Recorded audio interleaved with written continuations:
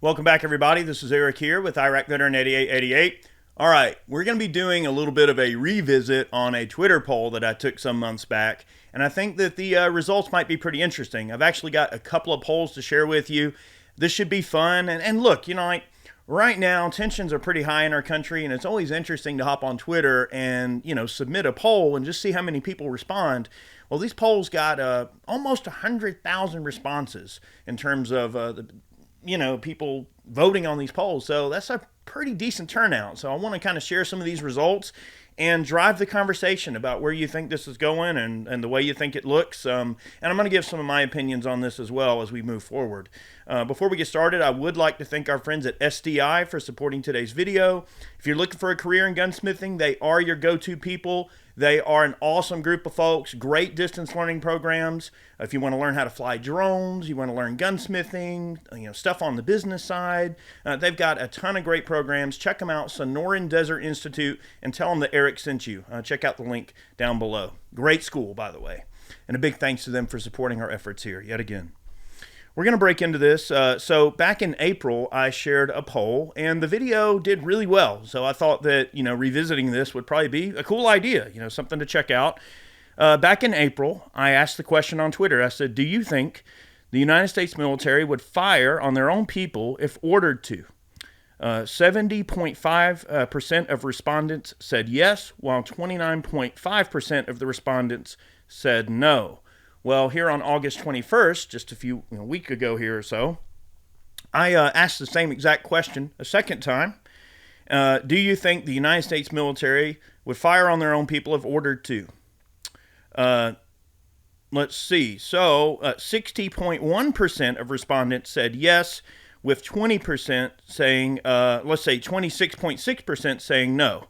I did add a show results option there, which kind of, probably spread the results around a little bit more, but that was 90,000 votes, which is pretty solid. And we're going to go over another poll in here in just a moment. But what I want to do, I am doing a screen capture here, all right? So we're going to go through my Twitter page, and we are going to look at some of these comments. Now, bear in mind, I'm reading these comments along with you, okay? I am not doctoring anything. This is just in real time. We're going to read through some of the comments for the first time and offer some reaction, okay? Join me. Pour a coffee. I'm not going to go through every comment, but let's look through some comments here, okay? Let's see. We're going to go off of some of the higher rated comments. So David Ackley II says, if we start letting non-Americans into the military like the left has been trying to do, there's nothing that will stop them from opening fire on American citizens because they don't see themselves as part of us. All right, look, David's concern is something that probably mirrors a lot of people's concerns that they're going to have about all of this immigration stuff that's going on, okay? I mean, that's a valid concern, David. Let's see. News 2A says, if what happened in Australia, England, Michigan, and Venezuela is any indication, we have no reason to believe otherwise. We acknowledge there would be patriots who would never do this, but human nature is relatively the same everywhere. Okay, good point. Let's see. Oh, wow, this comment here had some 898 likes. Just Peachy Liberty says, yes and no. Some would, some wouldn't. I think that's probably very, very true, obviously. What percentage would and wouldn't is to be determined, but it seems that the data would show that less people think that the military would be a threat to them in some sort of, let's just say, gun confiscation order or whatever. If the military was ever ordered to fire on their own people for some reason, it would seem that the data would show that less people think that to be likely than they did a few months ago. I guess that's really what this data shows. But then again, this is just a Twitter poll. However, it is more respondents. It was like, almost 20 or 30,000 more people responded to this poll. And to be fair, my Twitter page has grown quite a bit since the last poll, which is great. All right, and now here's another. Let's check this out right here. Let's see what this person has to say.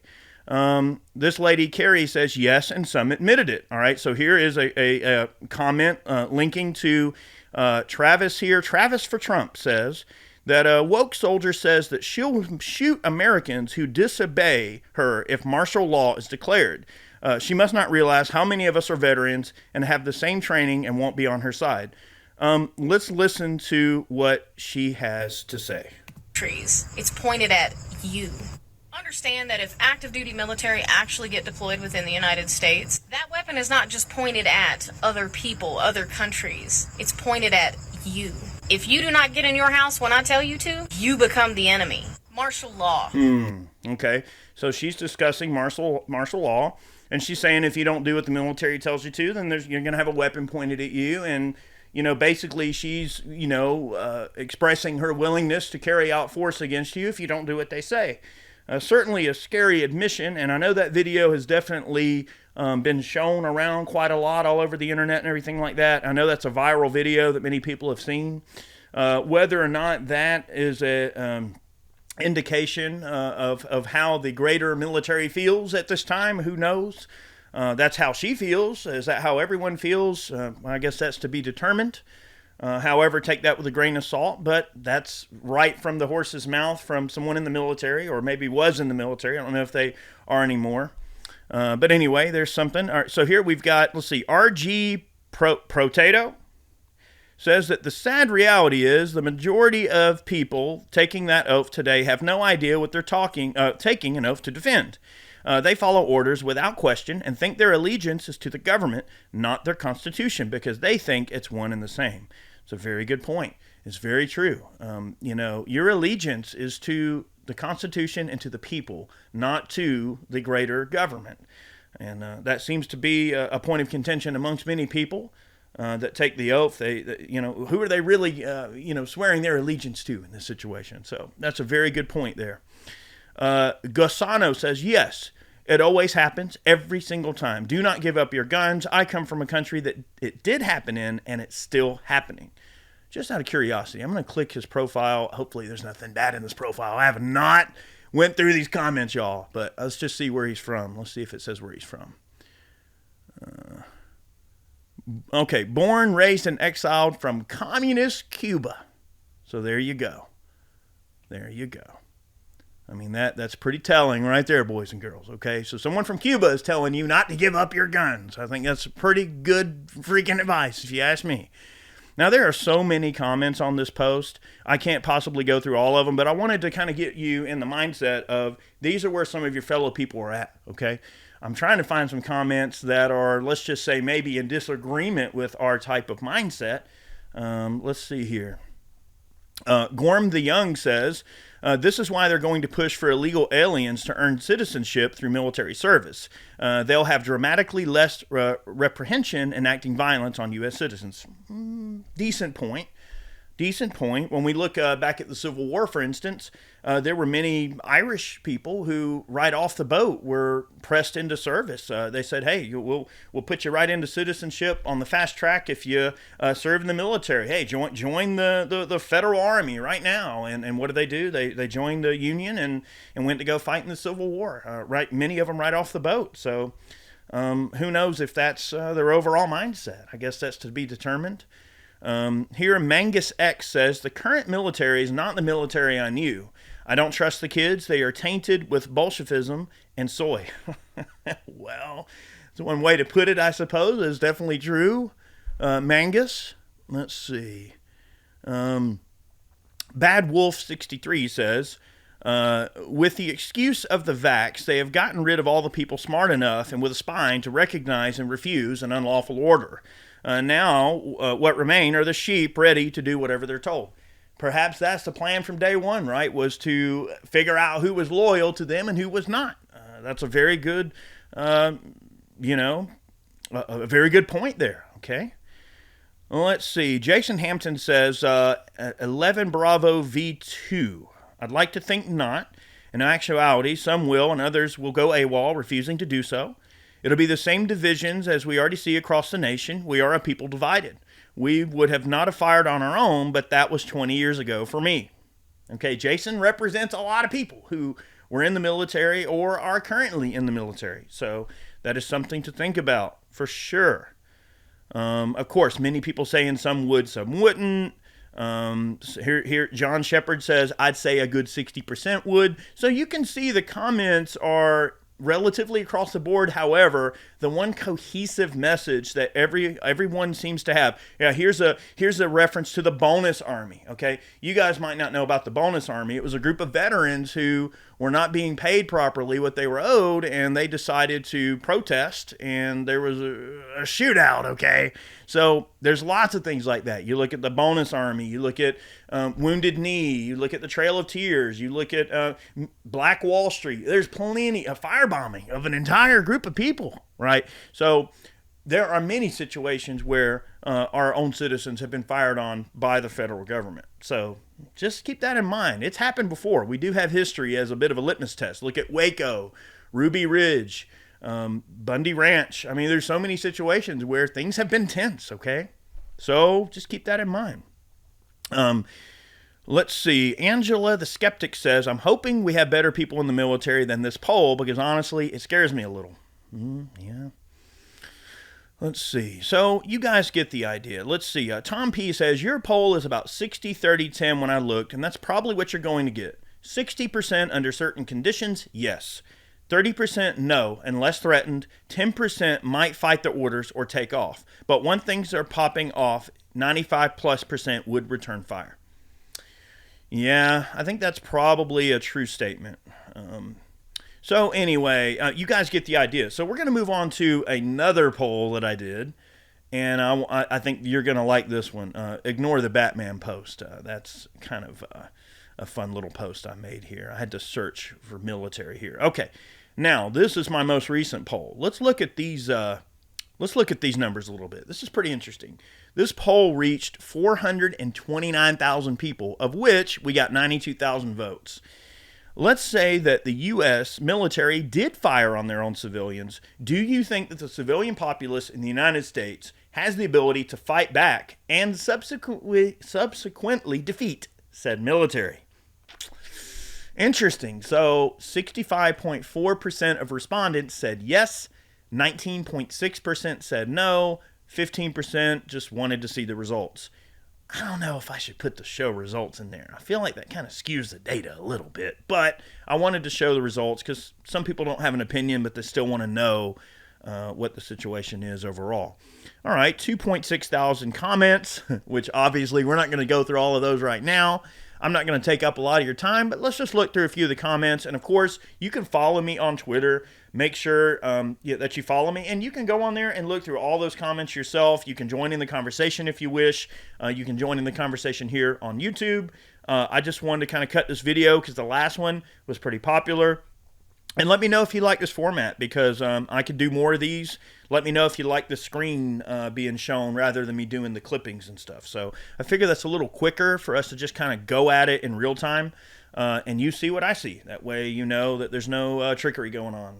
We're just going through it together, okay? Well, let's see. Archway Defense says, let's all hope and pray our nation never comes to this level of insanity. Also, a history lesson. Vietnam, Iraq, Afghanistan, so on and so forth. That particular comment did quite well. 214 likes. That's pretty good. Rebel Raiders showing a meme here. All right. The scenario is a tired one, so let's throw in a real curveball. All right, let's go over this meme. All right, it says, you better take that recruiting pitch somewhere place else. No one here wants to die for Lockheed Martin. Okay? The general is saying, actually, China just invaded and we need bodies. You're now a platoon commander. Here's some troops. Bye, which means they're probably going to their bunker, right? And the troops are saying, okay, I'll be honest. I don't think any of us saw this coming. And then over here, hey, this is dope. We follow you guys on Instagram. I mean, hey, it's a good sense of humor. And, of course, I responded and said, this is probably how it's going to go down, honestly. So, yeah, I agree, obviously. The Libertarian Party of Tennessee said the Taliban did it. Well, they're not wrong. I mean, and then Joe turned around and gave them billions of dollars worth of equipment. But that's another story, I suppose, for another day. And there's lots of great information here. People have some great things to add to the conversation. 2.7 thousand comments, which is a huge pool of data, a huge pool of people that are putting in their 2 cents on this subject, which I think is important. So I'll kind of, hey, there's some of your commentary. I'm not going to go through and read all the comments. You get the idea. But overall, okay, let me just stop this recording real quick. We're done with Twitter for now. So overall, look, the overall type of vibe I think that people need to have in the back of their minds is that look, things are tense right now. People are concerned at a greater level about things that are going on in our country. I mean, is that to say that that there's some chance that we are closer to some sort of internal conflict as a country than we've ever been in recent years? I would say that that's definitely a yes. Is that to say that anything would actually happen or that something would actually kick off? I think the likelihood of that, again, similar to my opinion back in April, is definitely no. I think that as long as people are comfortable, as long as people have their Facebook updates and status updates and social media updates and YouTube and distractions and bread and circuses, and as long as they have food and water and fuel and distractions, there could be some localized issues that happen in certain parts of the country. I mean, you look at stuff like Ferguson, you look at certain areas where riots have been worse in certain areas around maybe election time. You're going to see some localized issues that may get dealt with in the way they're ever going to get dealt with. Does that mean that law enforcement is going to, let's say if Trump is elected this year, which, hey, I'm hoping the man gets back in office. Okay, if Trump is reelected, does that mean that the other side of the fence is going to, react in some crazy way? Well, that could very well be true. Does that mean that the local government is going to have a little bit more fire in their step to actually deploy the police and National Guard to quell the situation and restore order? I think that's definitely a yes. I don't think the fire was in their heels this last time around because, they support the criminals. They support the people who are committing these criminal acts. The DAs let them off with a slap on the wrist sentence. They let them out of jail early, even for some of the most heinous crimes. So is that to say that the pendulum is going to swing in the other direction where law and order is going to be restored in some greater fashion?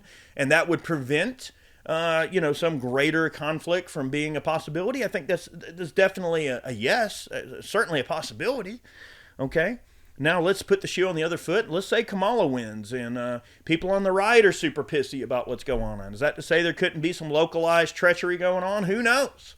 It's anybody's ball game, I suppose. And I'm not trying to look at it from a lens that would deem anything less than the utmost respect for people's viewpoints and for people's livelihoods.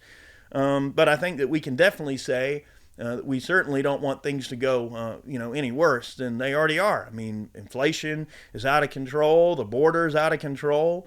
Overall, there's a lot of debasement of our currency. Congress is printing money left and right with reckless abandon. They're going after our gun rights with reckless abandon. Now, does Congress have the appetite to do anything on the gun front? Whether it's pro or anti-gun, I don't think Congress has the appetite to move on guns in any sort of way. I think we're probably safe on that. I mean, we do have a couple of whopper Supreme Court decisions that are certainly looking our way in terms of the 2A front. I will do some videos on this a little bit more in the future discussing it. However, I think that overall the prognosis for the Second Amendment moving forward is relatively solid.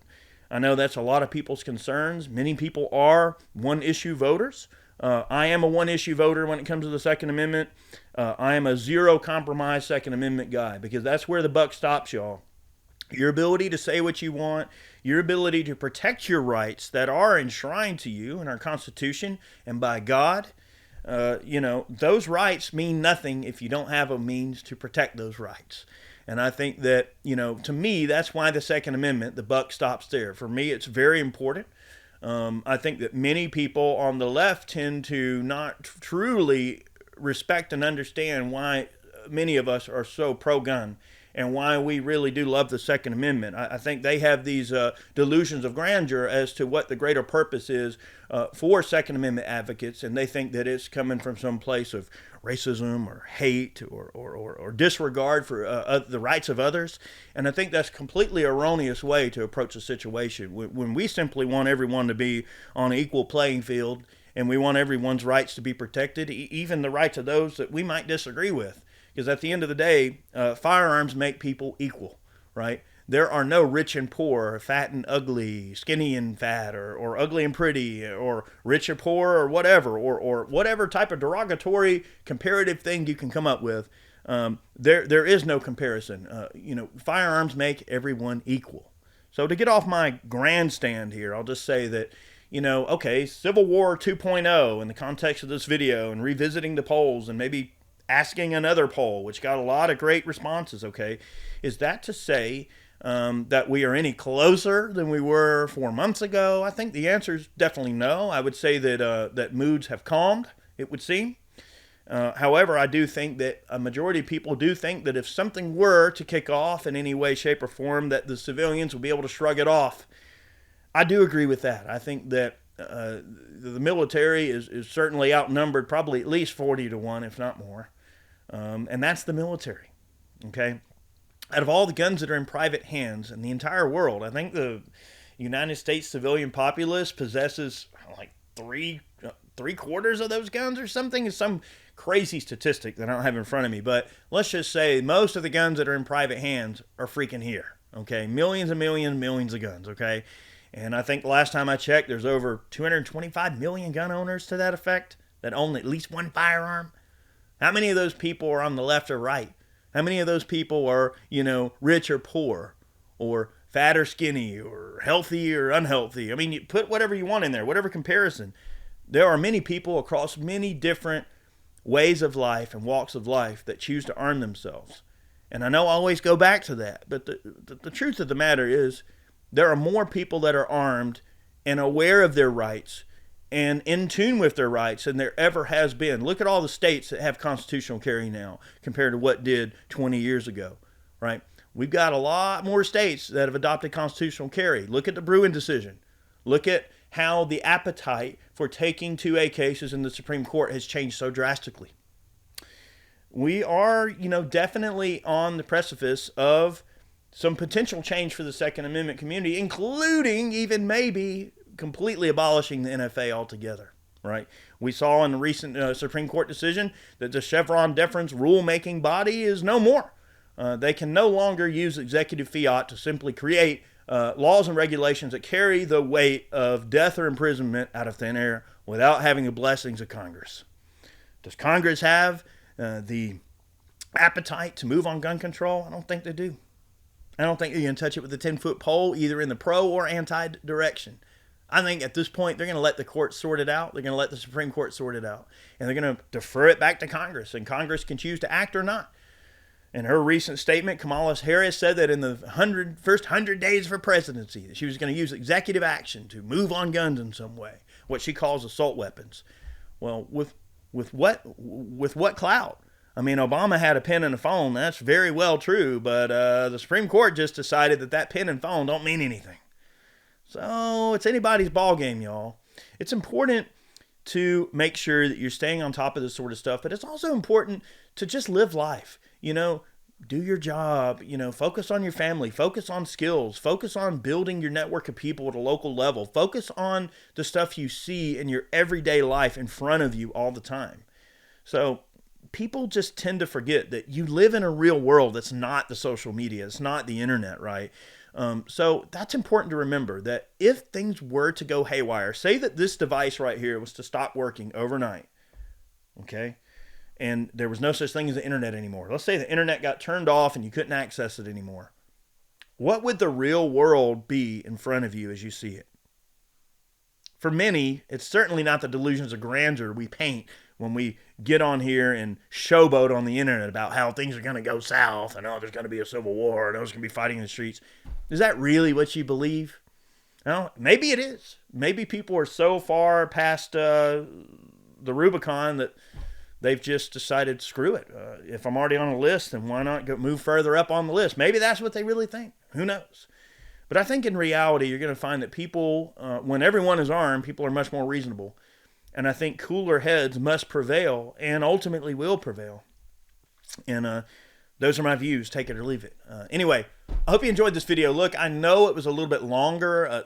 Wow, we're like 25 minutes here, so a little longer than I really wanted to go. However, I wanted to share those polls with you. I wanted to compare the data, and I wanted to give some of my thoughts on this tension that appears to be here. So take it the way that you will, but those are my opinions and the opinions of many of your fellow viewers. So, go on Twitter, read those comments, or drop in the comment section here below here on YouTube, and let me know what you think. Are we on the brink of some sort of internal conflict in our country? A Civil War 2.0? Are we there? Let me know what you think down below. I'd love to hear what you have to say about it. And thank you all so very much for all the kind words of support on my recent video. A lot of y'all dropped some really supportive comments, and I really appreciate you guys. And yes, I promise I got some range stuff coming up. We're going to be showing off the Raider 365, the Flux Raider. Really, really cool setup. So stay tuned for that. I think that's going to be the first video I'm going to drop because I'm really loving the Raider. I think you guys are going to like it too.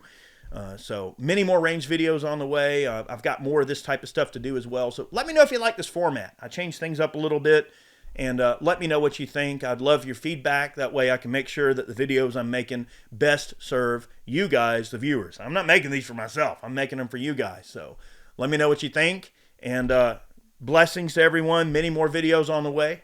We'll see you all soon. Take care.